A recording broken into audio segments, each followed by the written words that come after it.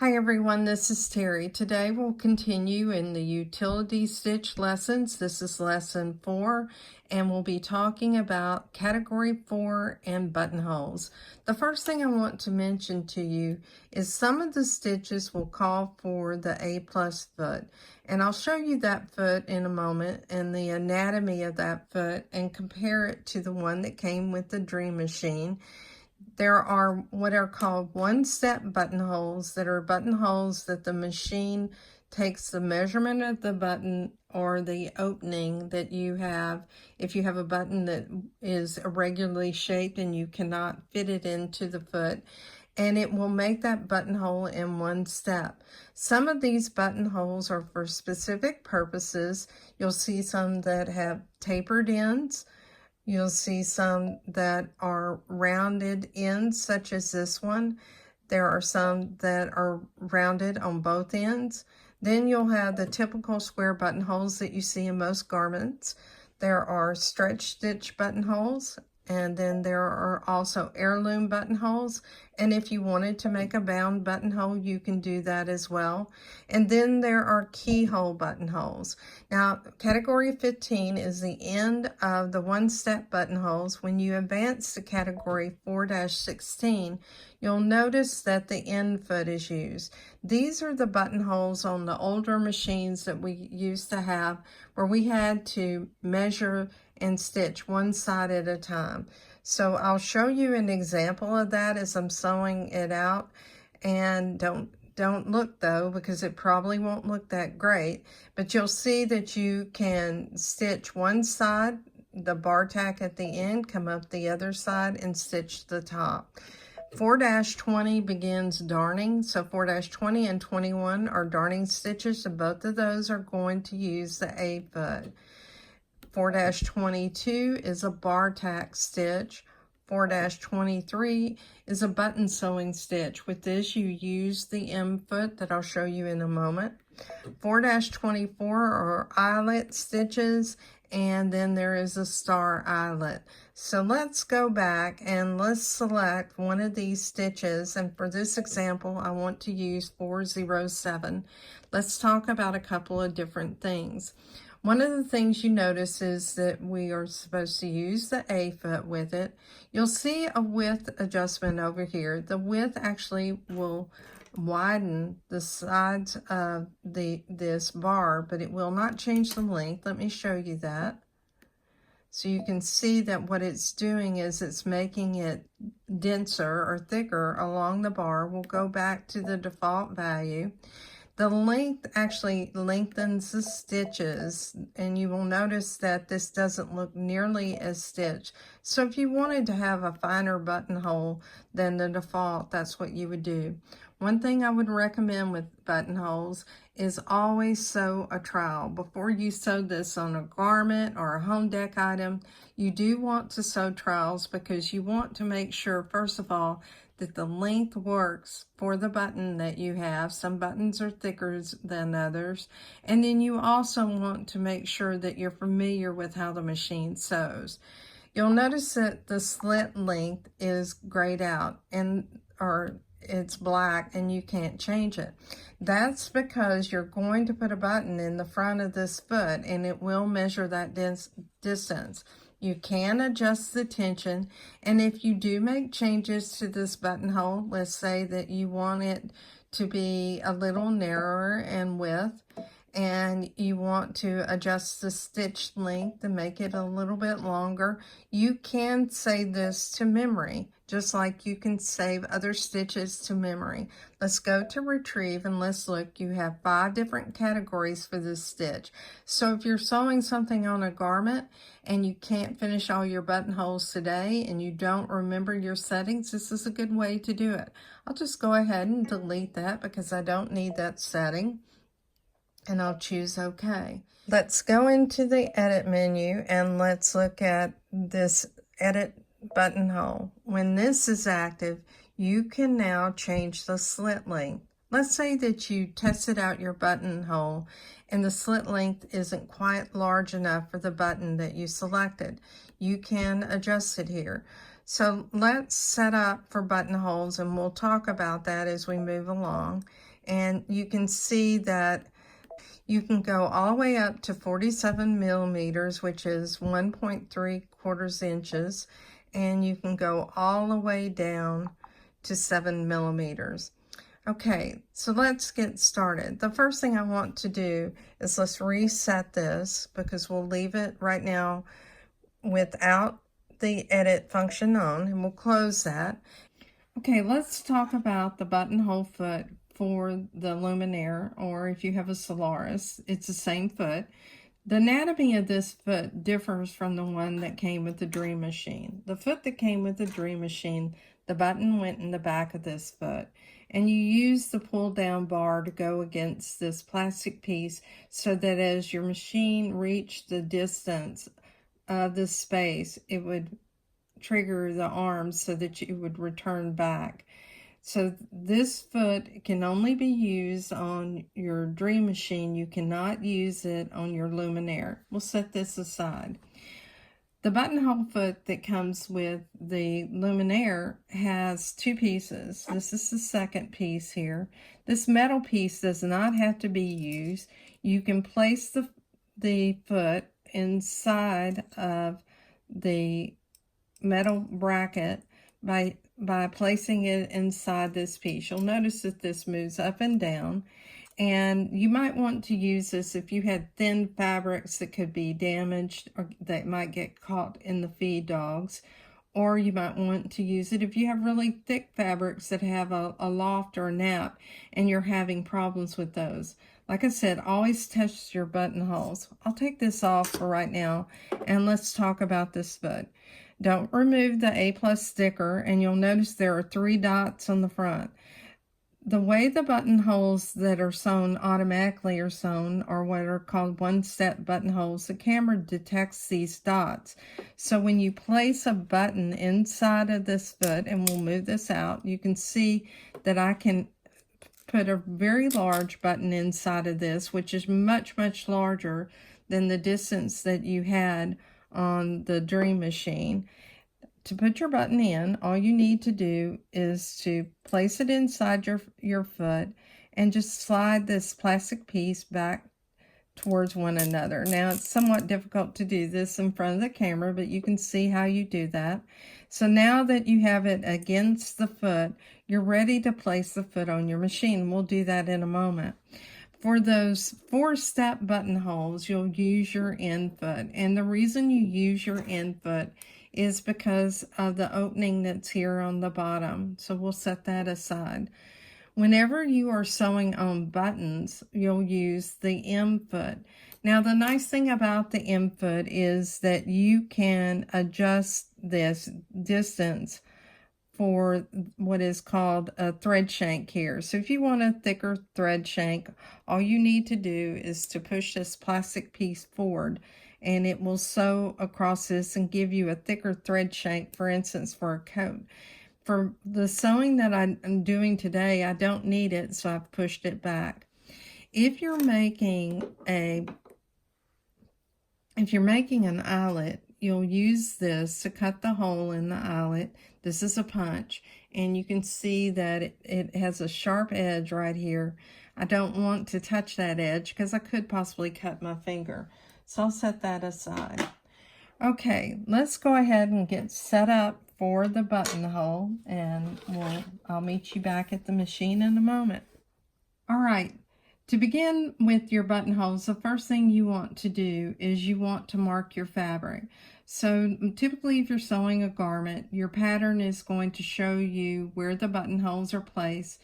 You'll see that what I've done is drawn a line across. I've taken my button that I have, I placed it here so I knew what the width of this button is approximately, and I marked my fabric with a friction pin. Now, if I was sewing on a fine garment, more than likely what I would do, and let me turn my light back on so you can see, what I would do is I would go ahead and use chalk for this instead of using the friction pin. I have found in some fabric it will not iron away, so always test it in an inconspicuous place before you use that pin on one of your garments. you'll notice if you were using this piece of metal that's here and you had this and you were using it, that what you're going to do is you're going to place your fabric in between those two layers. The idea of sewing the button is that you need to start at the mark that is at the bottom of this mark for the buttonhole. And the reason for that is the foot is going to travel backwards, so it will move back and come back forward to sew the button. It's one of those things, depending on what machine that you had in the past, it's somewhat challenging to get used to. You also might want to make sure that your fabric is really lined up straight, and by that I mean you can see right here that this is straight across that stitch line. So when you move this back, you want to make sure that you are straight according to your mark. You can always pull back on this line just to look and go back just to know that you have it in the right position. That's one thing about using this metal guide, that it does hold your fabric in place, so it does assure that. So we actually may use that today, and that way possibly I'll have a straight buttonhole on camera. So let me look and make sure that I have this straight. So what I'm doing is applying a little bit of tension to it so that I can see if I have it straight. Now, one thing you want to do is you want to make sure that this foot isn't back here and caught on your machine. It needs to be to the very front of that buttonhole. So what I'll do is I'll go ahead and I'll put the foot on the machine. And to do that, all I have to do is lower my presser foot. So I missed it, so let me do that one more time. Okay, now let me zoom back out so you can actually see it. And this is where I need to make sure, let me go back and select 4-07. Let me show you that on the screen here. You can see 4-07. And now what I want to do is I want to make sure that this is straight. Now, because I'm filming, it's somewhat awkward, and you can always take your needle and go down to see if your needle is penetrating that place. And keep in mind that needle is going to be not necessarily right over that mark. That would be the center of the cut. One other thing I want to remind you of, there's a camera that is looking at this and detecting the distance. Don't cover this up with anything, and we'll get started. And all I have to do is I need to lower my presser foot. It's lowered, and I'll press the start stop button. So I'll press the start stop button. I got an error message, and the reason I did is I have my foot control. So I'll go on and use my foot control. And what it happens is it goes backwards, and it is stitching the underlay for the buttonhole. It's now doing the bar tacking, going left and right, and then it will continue the end of the buttonhole. On the opposite side, it comes down, makes the bar tack at the base, and then it goes back across the second leg, and then it stitches the end of that buttonhole. Now, what it does is it stops. You can make another reinforcement stitch if you want. It's not necessary. Just go ahead and cut your thread if you're cutting threads. If not, what you'll do is you'll take this and you will pull it away from the machine. Now, I do have a skip stitch there, and I don't know why. It could be that my needle's dull because I haven't changed my needle in between some embroidery work, and I do have an embroidery needle. But other than that, this buttonhole is perfectly aligned, and you can see that what I have is I have covered up that mark that I had. Now, to cut the buttonhole, what you want to do is place a straight pin right here in front of that buttonhole. Then you'll take your seam ripper, and with your seam ripper, you'll go into the center of that buttonhole, into that gap, And then what we'll do is we'll cut, and you want to be careful that you stop at that straight pin. That protects the end of your bar tack. Now let's see if this is going to fit. So I'll just gently remove this by pressing forward and take my button out. And then what we'll do is we'll see if the button fits through this buttonhole, and it does. It's a perfect fit. Now let's look at sewing the button on. So let me set this up and we'll meet back in just a moment. Okay, we're now going to sew a button on. When you sew a button on, one of the things that you'll notice is that you cannot change the length or left-right shift, but you can change the width. Typically, the buttons are common size as far as the distance between the buttonhole. You can measure this if you have a ruler that has millimeters. For instance, I have this centering guide by Brother, and I can use the millimeters here. What I typically do though is I manually turn my hand wheel to make sure that whenever I'm sewing it, that my needle is penetrating those holes correctly. So what I'll do is readjust my camera under the needle so that you can see what happens when we're sewing this particular stitch. Okay, we have buttonhole foot M on. I have moved this plastic piece back, which would thicken the shank on the button if I was going to sew it on. And what I'll do is I'll just sew it on this fake placket that I have here, just for you to see it. What you want to do is you want to line up your button holes so that they're going across horizontally, and then place it underneath the foot with the centerpiece. And let me show you this centerpiece right here on that foot. You want that to be between those holes. Now, it's somewhat challenging for me to line this up because I have a camera, but let me lower my presser foot. And now what I want to do is I want to take my hand wheel. And what I'm doing is I'm going left and right with my hand wheel because I want to make sure that it is hitting in those holes correctly, and it is. If you take your hand wheel and move it towards you, and what happens is it's touching your button, you need to make sure that you adjust this and you don't go ahead and start sewing because you'll break a needle. Now what I'm going to do is I've slowed my machine down. You probably saw my hand here across the head of the machine. You can adjust the speed by moving this down, and I moved it down simply so you can watch as we're sewing this. What will happen is that as I depress my foot control, it's going back and forth, and as it goes back and forth, it's sewing over that metal shank. Now it's sewing in place. Now if you really feel like you're sewing this, for instance, for someone who is rough with buttons and you want to sew it one more time, you can do so. I don't need to do that. I'll just go ahead and cut my threads and now slide it forward, because remember there's this metal piece that's right here that is holding or collecting those threads. Okay, let's take a look at our buttonhole and our sewn on button. You can see this button is secure. You can look at the back and see that it's very secure.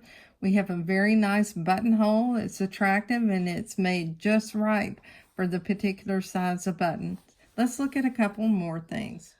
Okay, we're going to sew a manual buttonhole, or what is called a 4-step buttonhole.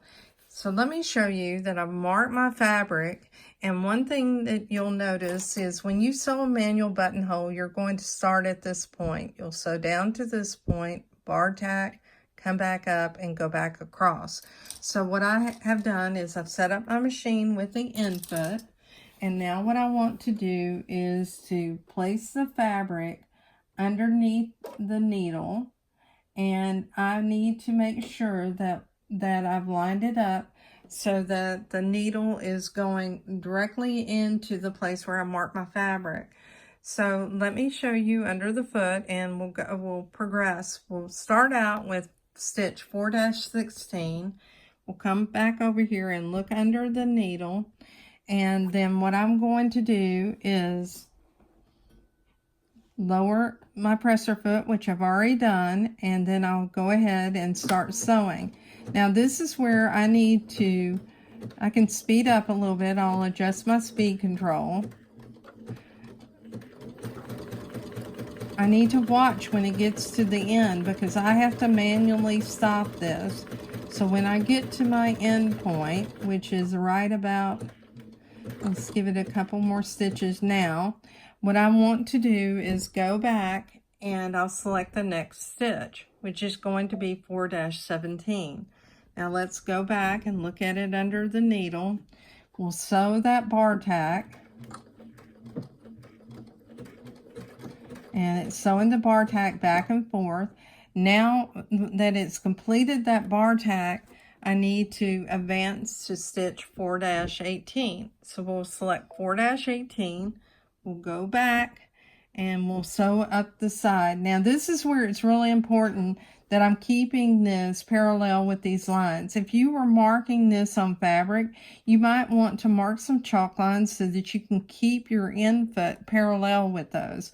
We'll go ahead and sew up the other side, and it's going to, the fabric's going to move away from you.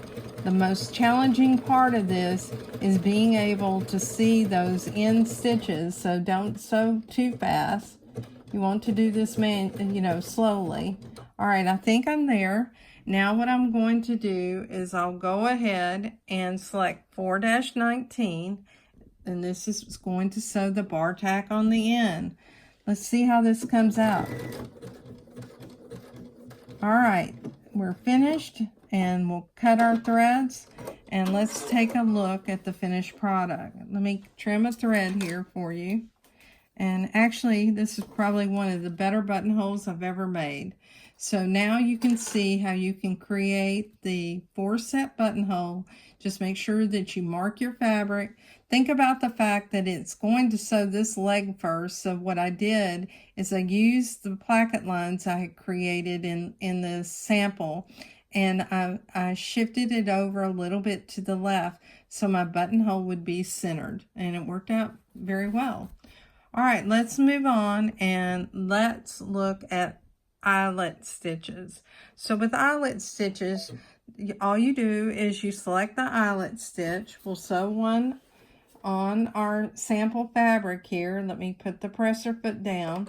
Now, one of the things about eyelets or buttonholes or anything, you need to stabilize your fabric. So make sure that you're stabilizing your fabric well, and before you start using the buttonhole foot, because if you have not stabilized it, it is not going to look good. All right, we've selected the stitch. Now, of course, we can always change the width and length and make it smaller, but you can see it's at the maximum right now on length and width. So let's go back and we'll look under the needle, and I'll start sewing this, and again I have the end foot. Now what I need to do is to let the machine guide this fabric and try not to get my hands in the way. And when it gets to the end, it'll stop and sew stitches in place. And let me trim the fabric and let you see this. And here you see the eyelet stitch. Now this is where you would take your cutter, you would go to either like a cutting board or a piece of wood, tap the end, and you would cut the hole in the eyelet. All right. So the only thing that we haven't looked at is darning. I want to set up my camera for darning, and I'll be okay. We're now going to talk about darning, and we're also going to talk about when you have a button that will not fit into your foot right here because it's a regularly shaped. It may be one that is a shank. What you need to do is to measure the thickness of that button, both the diameter and the thickness, to come up with a buttonhole length. So one of the things that you can do, you can either use this guide right here, and on the guide you'll see that there are marks. Now there are some that are longer than the others. The long marks represent 5 millimeters. So this is 5 millimeters from this point to this point. That's 10 millimeters, and so on. And what you can do is you can adjust the distance on the foot, or you can go into the edit menu and select the slit length.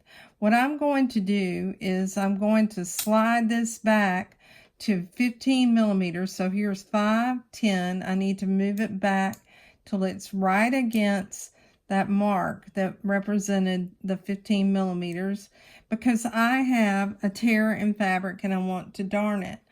So the distance between this point and here is 15 millimeters.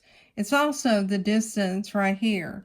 So we can look at that by taking our ruler, and we'll take the ruler that I have here, and we can see that that distance from the end of that foot is roughly around 15 millimeters. Now let's see what it looks like here. You can see that is also 15 millimeters. So we'll go ahead and we'll set this up so that we can darn the tear that I have in some fabric. And let me turn back to the screen so you can see the screen, and adjust the camera just a little bit for you. All right, so one of the things that I want to mention, there are two different darning stitches. There's 4-20 and 4-21.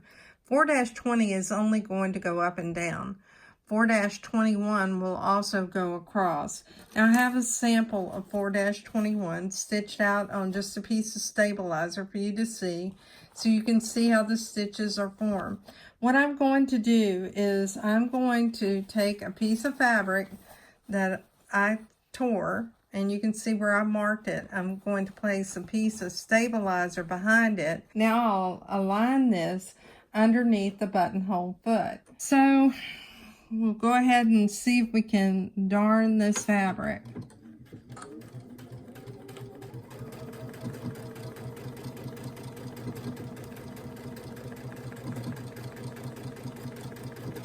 This is a very heavy stitch, but depending on what you were darning, let's say you were darning blue jeans and you had access to a hole or a rip and you could get it under your needle, you may want to use 4-21.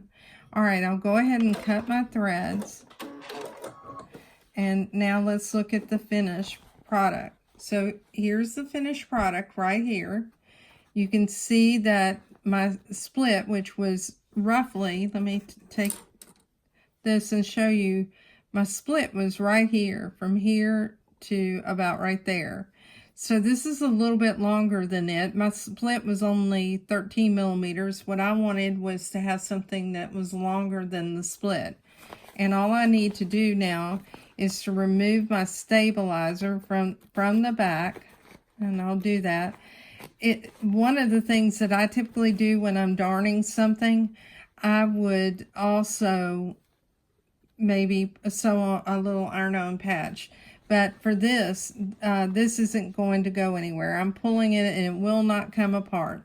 So that's darning. And we'll move on and we'll look at some of the other buttonholes in this series. One of the things that you might find is that you're sewing on a stretch buttonhole and you want to make sure that that buttonhole is secure. In that case, what you might want to do is to use what's called a gimp cord. Now, what I've done is I've looped it over this little protrusion here, and let me show you that so you know how to do this.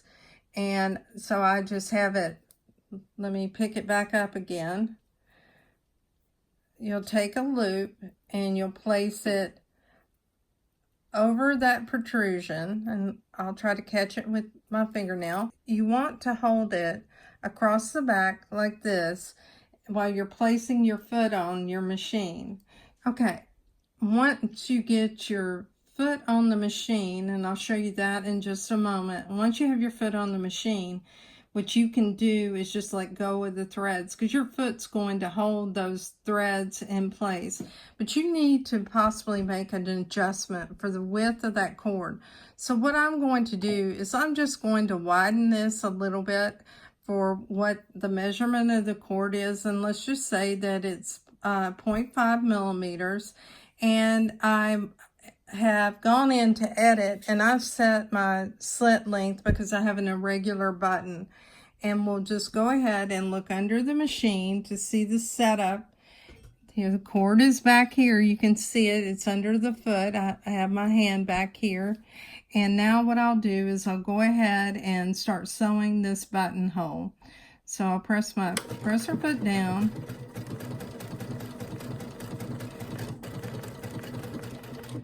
Now when it comes back across, you want to make sure that you give the cord a little tug to make sure that it's in that channel.